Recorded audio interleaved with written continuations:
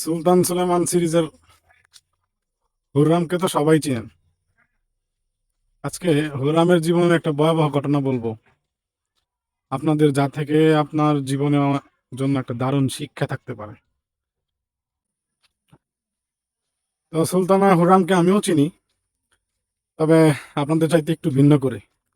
আপনারা চিনেন একজন সুলতানা হিসাবে, আমিও সেভাবে চিনি, কিন্তু আরো একটা ভাবে ওনাকে চিনি। সে যাই হোক, হুররামকে নিয়ে যে গল্প বলতে চেয়েছি সেটা বলি।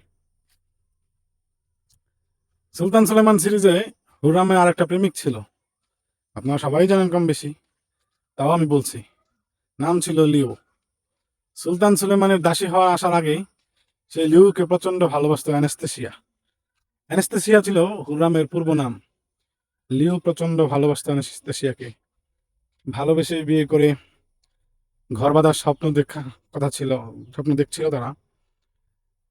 হঠাৎ অ্যানেস্থেসিয়ার গ্রামে দস্যুরা আক্রমণ করে। সেদিন ছিল অ্যানেস্থেসিয়া ও লিউর এঙ্গেজমেন্টের দিন।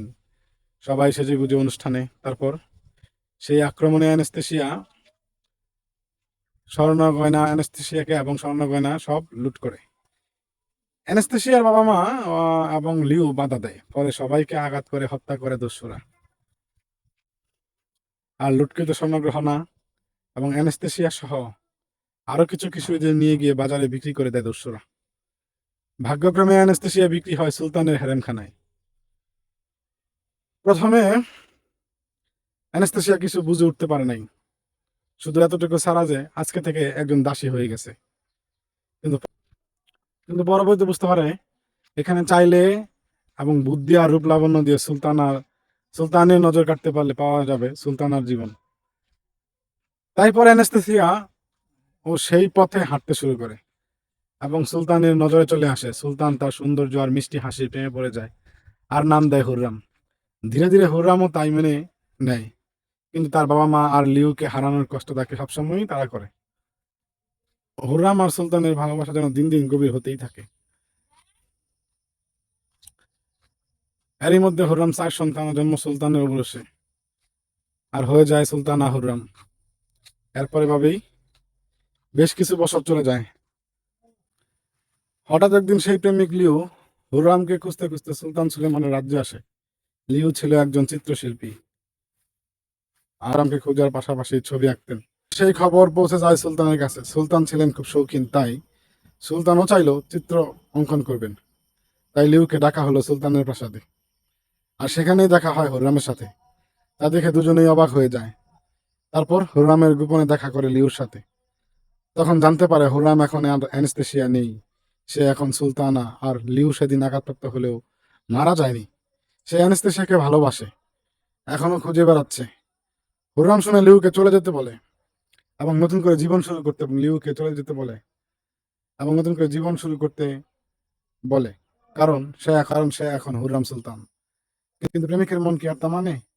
সে তো ভালোবেসে, সে যাই সে যেই হোক না কেন, সে তো ভালোবাসে সে যেই হোক না কেন, হোক সুলতানা কিংবা দাসী। কিন্তু সেই বিষয়ে সুলতানের প্রধান উজির জেনে যায়। প্রধান উজিরের সাথে হুররামের সম্পর্ক ভালো না থাকায় উজির সুযোগ নেওয়ার চেষ্টা করে। আর তখন হুররামকে শর্ত দেয়, হয় প্রেমিককে নিজের হাতে বিষ খাইয়ে মারবে, না হয় সুলতানকে সব বলে দেবে। হুররাম তখন সুলতানের স্ত্রী, তাই যেন নিজের সংসার ভেঙে না যায়, তাই নিজ হাতে বিষ দিয়ে তার প্রেমিককে মেরেছিল হুররাম। এই হলো নারী। নারী তার স্বার্থ রক্ষায় নিজের ভালোবাসাকে নিজের হাতে খুন করতে দ্বিধা করে না।